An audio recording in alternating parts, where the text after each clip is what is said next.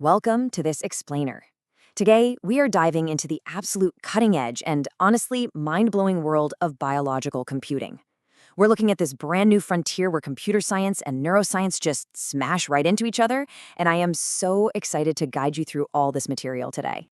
Let's kick things off with a pretty wild premise. How exactly do you program a living biological computer without having access to a multi-million-dollar lab? I mean, historically, if you wanted to experiment on actual human brain cells, you needed a massive budget, incredibly sterile environments, heavy institutional backing, the whole shebang. But today, we're exploring how you can design experiments for living neural networks using just a standard web browser. We'll be looking at an open-source project and architecture that makes this entirely possible. So here is our roadmap for the explainer. First, we'll cover coding living human neurons, then we'll check out the three-stage architecture, dive into the stage 0 sandbox, look at the CL1 and Max1 hardware, and wrap it all up with generating the Python protocol. All right, let's jump right into part 1, coding living human neurons, and our introduction to biological computing. You know, the massive barrier to entry in this field has kept a lot of brilliant minds out for years. But wet ML, or wetware machine learning, really changes the game here. This brilliantly illustrates how living tissue, specifically cultured human neurons grown from stem cells, can actually process information, adapt, and learn. And just to be clear, we aren't just simulating brain cells in silicon.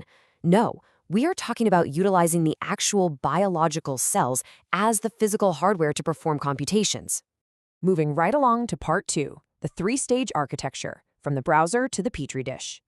So how did researchers solve that massive accessibility problem we just talked about? Well, they built this highly structured, zero-risk translation pipeline. The architecture builds chronologically into 3 steps. Step 1 is the stage 0 simulation sandbox. Step 2 is the Cortical Lab CL1 for bidirectional closed-loop learning. And Step 3 is the Max1 platform for high-density mechanistic validation. The beauty of this progression is that untested code never wastes expensive lab resources. You start entirely in simulation, and you only move to living tissue once your protocol is actually proven. Which brings us to part 3, stage 0, the sandbox. This is all about zero-cost protocol design. This revolutionary browser-based simulator is where the democratization of biological computing really happens. Students, developers, really anyone can rehearse stimulation roles and analyze an influence matrix heat map before a single real cell is ever involved. Built entirely in vanilla JavaScript, this sandbox runs on literally any device. You could be on a classroom Chromebook and it just works, no installations required. You can set up physical zones on a grid, assign them roles like sensor or stimulation, and define exactly what you want the network to learn using an editable truth table.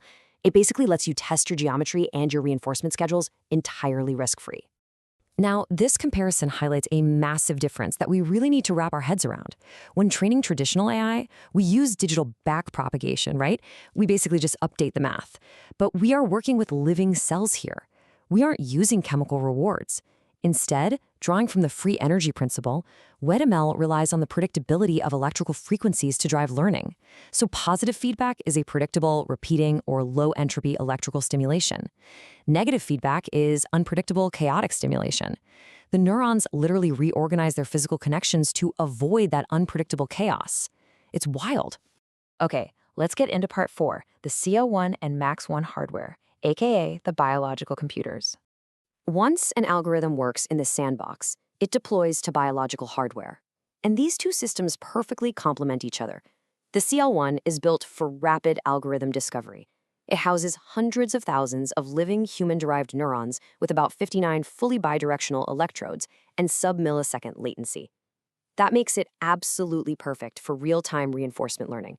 But to see exactly how the neural network physically adapted, you move over to the Max1, which provides the incredibly high spatial resolution necessary to map those actual network changes. I just want to draw your attention to this staggering number for a second, 26,400.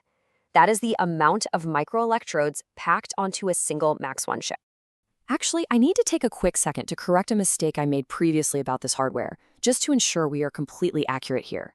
I said something different before, and I'm so sorry for making that mistake. The Max1 absolutely does have 26,400 physical electrodes on the chip. However, there is a constraint.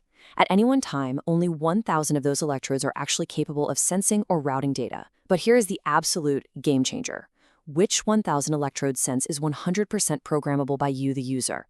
You can shift your 1000 active sensors around that massive 26,400 electrode grid depending on exactly what spatial area of the tissue you want to focus your experiment on. It's a vital detail that really highlights just how flexible this platform is. Before we move on to the final step, we have to address the ethical elephant in the room regarding sentience. It's a big question, right? Well, the developers themselves, including the chief scientific officer at Cortical Labs, clearly state that these lab-grown neural networks are not conscious beings. While they do exhibit adaptive learning and what the literature sometimes calls sentience in a very strict, localized sense of responding to sensory input, they are essentially just biological microprocessors processing electrical signals. All right, part 5, generating the Python protocol. From the sandbox straight into reality. This is, without a doubt, the most exciting step of the entire pipeline. Imagine this. You're sitting there designing an experiment on your Chromebook today. You map out your programmable simulation zones, you set up your predictable reinforcement frequencies right in the browser, and then you just export the perfectly formatted Python code to run on living human stem cells tomorrow. The Stage 0 sandbox lets you generate this synthetic code directly. It's truly wetware as a service, completely removing that final barrier between software developers and biological computing. I want to leave you with this pretty provocative thought today. We've seen these biological systems learn to play simple games and respond to environments far more sample efficiently than traditional AI ever could. As this pipeline makes it easier for absolutely anyone to participate, the possibilities are staggering. I mean, consider the limitless potential of wet ML. What happens when thousands of software developers start pushing the boundaries of neural plasticity? It is a wild frontier, and I hope this explainer has given you the structural understanding you need to follow it as it evolves. Thanks so much for joining me on this deep dive.